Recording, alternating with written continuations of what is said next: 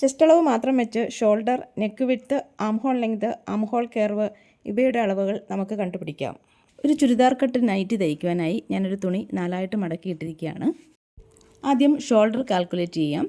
ഇവിടെ ചെസ്റ്റ് അളവ് 36 ഇഞ്ചാണ്. അപ്പോൾ ഇവിടെ ഷോൾഡർ കണ്ടുപിടിക്കാനായിട്ട് 36നെ 6 കൊണ്ട് ഡിവൈഡ് ചെയ്യുക. 6 എന്നുള്ളത് ഒരു കോൺസ്റ്റൻറ്റ് വാല്യൂ ആണ്. അപ്പോൾ ഇതിനെ 6 കൊണ്ട് ഡിവൈഡ് ചെയ്യുമ്പം എത്ര കിട്ടും?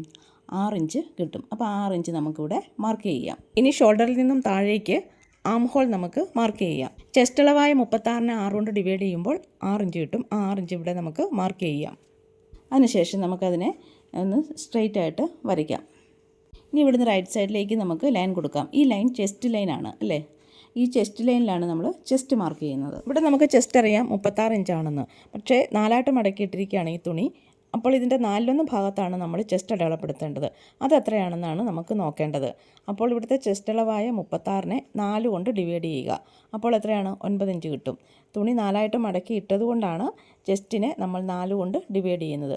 ഇവിടെ 9 ഇഞ്ച് കിട്ടും. അതിൻ്റെ കൂടെ 3/4 ഇഞ്ച് ഈസും കൂടി ചേർത്തിട്ടാണ് ഞാനിവിടെ ചെസ്റ്റ് മാർക്ക് ചെയ്തിരിക്കുന്നത്. ഇനി നമുക്ക് ആം ഹോൾ കർവ് വരയ്ക്കാം.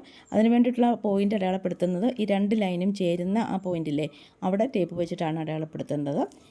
ഇവിടെ ആം ഹോൾ കർവ് വരയ്ക്കാനായി ചെസ്റ്റിനെ 24 കൊണ്ട് ഡിവൈഡ് ചെയ്യുക. 36നെ 24 കൊണ്ട് ഡിവൈഡ് ചെയ്തപ്പോൾ എനിക്കിവിടെ 1.5 ഇഞ്ചാണ് കിട്ടിയത്. ആ 1.5 ഇഞ്ച് ഒന്ന് മാർക്ക് ചെയ്ത് കൊടുക്കാം. അവിടെ ടേപ്പ് വെച്ചിട്ടാണ് മാർക്ക് ചെയ്യേണ്ടത്. ഇനി ഈ 2 പോയിൻറ്റും കൂടി ഒന്ന് കണക്ട് ചെയ്ത് വരച്ചു കൊടുക്കാം.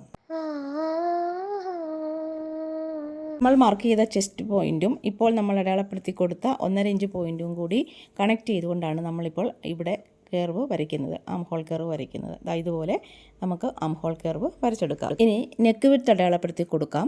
ചെസ്റ്റിനെ 12 കൊണ്ട് ഡിവൈഡ് ചെയ്ത് കഴിഞ്ഞാൽ നെക്ക് വിഡ്ത്ത് കിട്ടും. ഇവിടെ എത്രയാണ്? 36 ഇഞ്ചാണ് ചെസ്റ്റ്.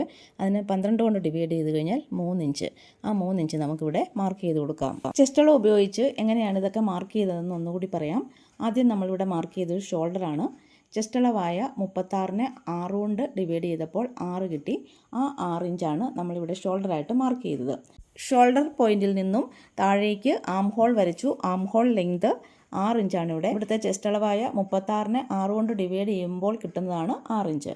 ഇനി ആം ഹോൾ കർവ് വരയ്ക്കാനുള്ള പോയിന്റ് മാർക്ക് ചെയ്യാം.